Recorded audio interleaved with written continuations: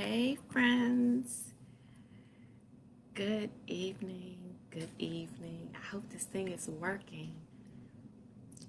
I don't know, my computer is doing something funny. All right, here we go. We are live. Finally, I've been trying to do this since about 4 o'clock this afternoon, and my computer just would not let me be great. And it looks like it's trying to do something else. I don't understand. All right. If you are here, then I hope I can let me know that you're here so I can see something, your comments, all right? Whoever is joining me tonight. So really quickly, I know we talked about some heavy topics this week on a quick chat, which turned into like 40 minutes. It was so good. Um, So if you didn't get a chance to watch this week live and on Wednesday at 8 p.m., the video is still up. We were talking about why we date or choose unavailable, emotionally unavailable men. And I went into detail about what an emotionally unavailable person is and what they look like, some of their traits, like they could be married with kids, they can just not care, um, a number of things. And I did put a recap on here so you can feel free to go back through and see those. I'll make sure I pin it to the top so you can see. Um, but yeah, I was talking about how we do that and not even notice. And so I always use myself as the example in my conversations and in my coaching so that others will know that they are not by themselves. And um, I put in there that while I was trying to figure out these unavailable people, why I kept choosing them, I had to ask myself a really hard question.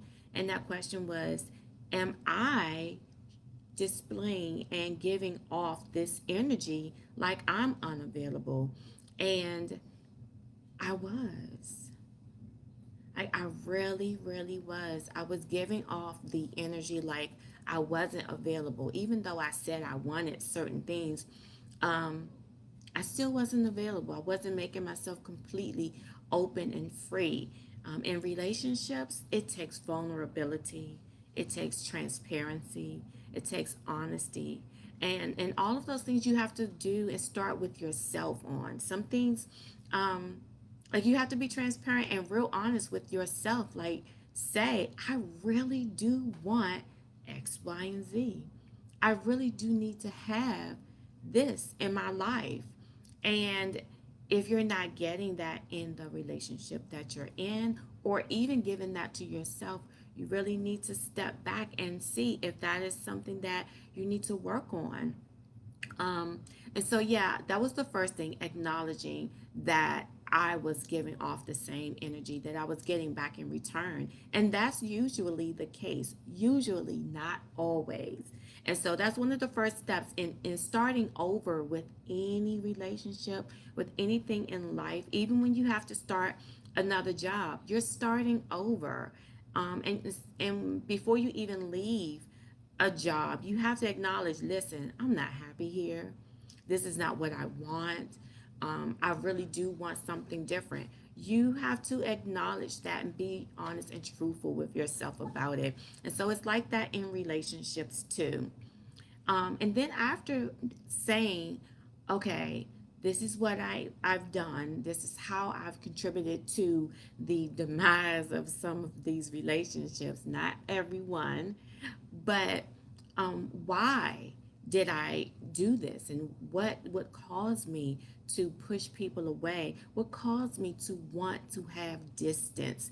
And of course, again, if you watch the video, because I can't share everything right here, because I have tender ears around. But if you go back and see the video, you'll see things started when I was 4 years old, 5 years old, and the disconnect started there. The distancing and quieting and muting myself started there. The masking who I really was started there.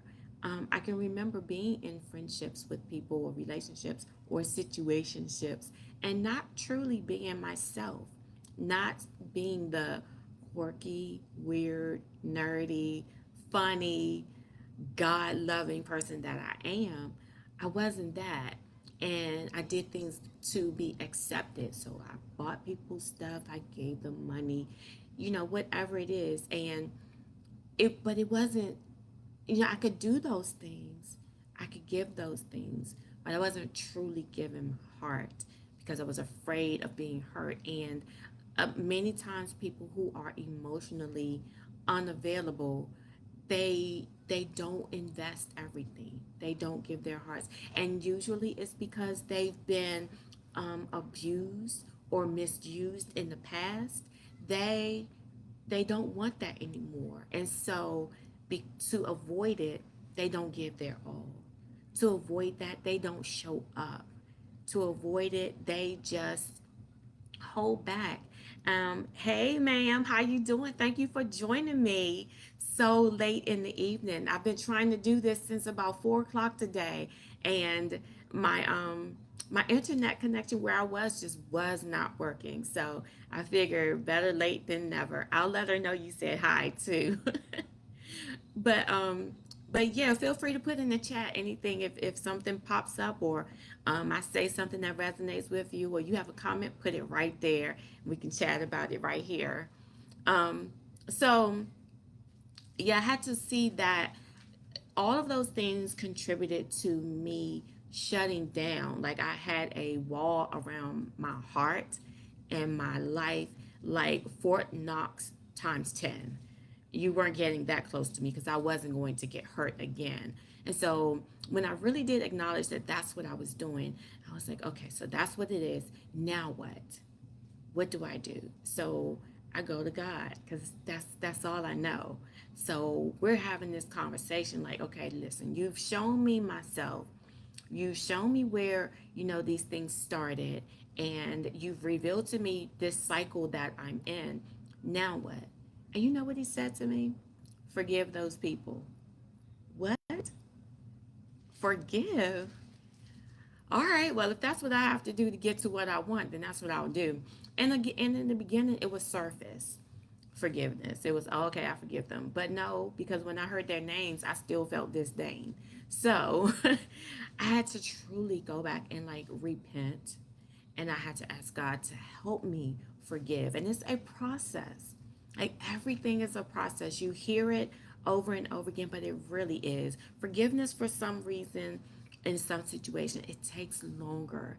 And sometimes you have to go back and forgive over and over and over again the same person, maybe for the same transgression against you, because you still feel something. So you go back and you forgive again and again. And after a while, you begin to feel lighter. After a while, you're like, listen, if this is what I feel like floating, then who else do I need to forgive? Who else do I need to get out of my system? Who else do I need to break this soul tie with? Who? And trust me, he will show you, and he will help you get through it. You're welcome. Yeah, he'll help you get through it. And if you are sincere in your heart, and again, it goes back to being honest and transparent, he will absolutely, he meaning God, he will absolutely help you through your process of forgiveness. And in that same token, in that same space, he'll give you grace. Even when you fall off, even when you get angry about it again, he'll give you grace to get through it. I know when I got out of the last situation, it was kind of tough, very tough. So if you know my story, then you know exactly what I mean. I have many videos on here, and things that I talk about in my book, um, the anthology, Unmute Yourself anthology, and it talks about things that I experienced in there. And when I got out of that situation, it took me a minute. But one thing I said and I prayed to God about was to help me get through it with grace, and help me get through it and not be bitter. Because the one thing I didn't want, what I didn't want is to be angry all the time and be this bitter person who transferred that to other people everywhere I went and into the lives of those that I love. So he granted that for me. He helped me through it, and no, I'm not bitter, and I thank him for his grace to get through it. So that second step was forgiveness, and then after that, it was now what do I do? I forgive. I'm learning to forgive. I know where I was. I've acknowledged all of that. So what do I do with this life that I want to create? So that life that I wanted, that I pushed down and didn't tell anybody about, that I kept secret because I thought it was asking too much, he put that right back in me. He said to me, these are the things that I want for you. I want you to have this abundant life. And that's abundance in love, in joy, in peace. Yes, financially, but that joy and that peace that surpasses all understanding, I want that in abundance. And that's what he's given me. And so, with that, you have to be intentional about um, creating that life. You have to see that you get to create it. You get to create it. And while you're doing it, yes, you might trip and fall. Yes, you might have a hiccup. Yes, you may go back and decide, you know what, that other life or those other habits I had were much easier because I know it. But when you start to make changes and you want to live a different type of life, then you are intentional about putting your all into it, your efforts into it. You start finding people that look like what you want to be. And then you start living in your mind's eye like you want to be. It's almost like you mimic it or fake it until you make it. But you are intentional. Like you read about it, you study it, whatever it is, you reach out for help. And that's the one thing that I did not have. um I had support from family and especially my mom, but it would have been so much easier to have someone who had been through exactly what I had been through or something similar and was able to tell me what the next steps were to rebuild my life and then let me know you can do it. You can do it. You can be intentional and you can create the life that you want. You can attract the kind of love in relationship and even marriage that you want. It has to start in you first. And you can do it. You and God, and maybe even a coach or therapy. I did go to therapy. I'm not ashamed to say that because it helped me. But what I'm saying is you can do it. I know you can do it. And in the process, while you're working towards this new life, give yourself space to do it. Take your time through the process because if you rush it, you'll miss some valuable tips and lessons and blessings along the way. You don't want to rush this process. You don't know who you'll meet and develop friendships with and relationships with that can help you move to your next level or introduce you to the person that'll introduce you to the next person that can help you create the life you want. So take your time, give yourself space to to just walk it out. You can do this. I believe you can. You can start over and get it right, right as it can be. But you can start over. You can.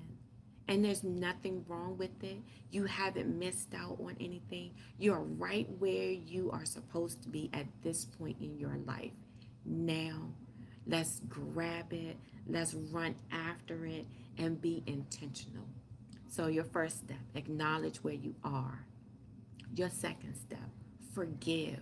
Forgive whoever it is for whatever they've done and release them and it from your life. You don't have to get rid of the person if you can't, because sometimes it's a very close family member. You have to forgive and release that. And then live a life of intention. Create the life that you want. You can do it, and you have the opportunity to do it. I am always here for you, always there to support you in your process. And know that whenever you are ready to have a conversation, send me a DM. We can chat there. I am always available. If you find that you need more support in the process, you can go to my appointment link and make an appointment there, and we can talk about it, just me and you, one on one. So this weekend, I want you to love on yourself right where you are.